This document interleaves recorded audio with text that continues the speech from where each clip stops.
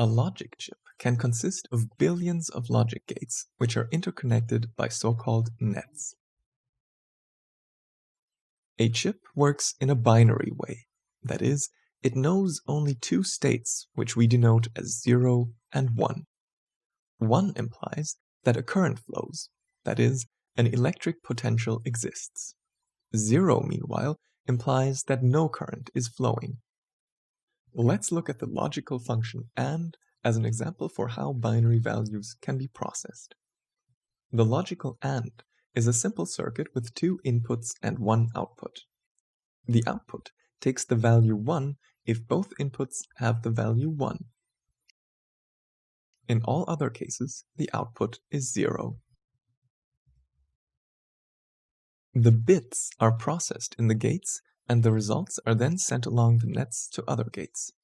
These, in turn, communicate with other gates. This results in a complex network topology.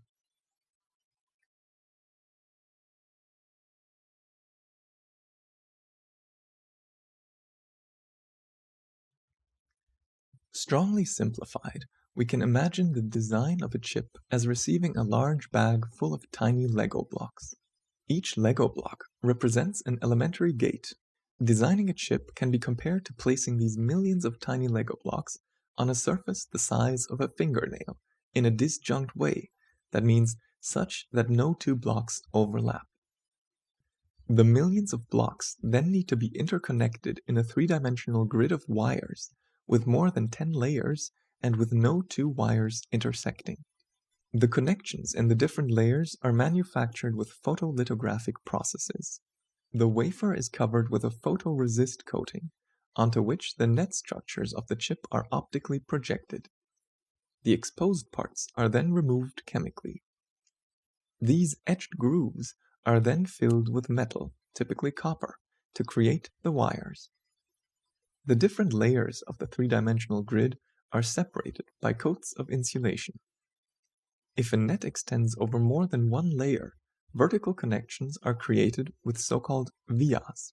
These are metal-filled holes in the insulating layers.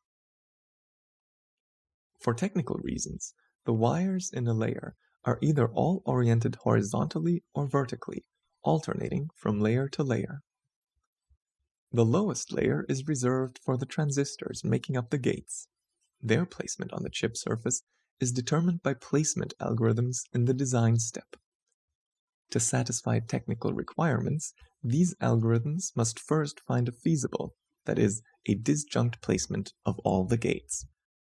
Moreover, the placement must allow the prescribed interconnections. If too many nets have to lie in a certain region of the chip, then the availability of using different routing layers may not suffice. Finally, there are time constraints. Some of the nets are time critical, which means they cannot exceed certain lengths. The gates of these nets must lie close to one another. Thus, chip design pictures always come in pairs. One picture shows the placement, while the other shows the routing, that is, the connecting nets. But it is not always possible to show more than 10 routing layers in one picture.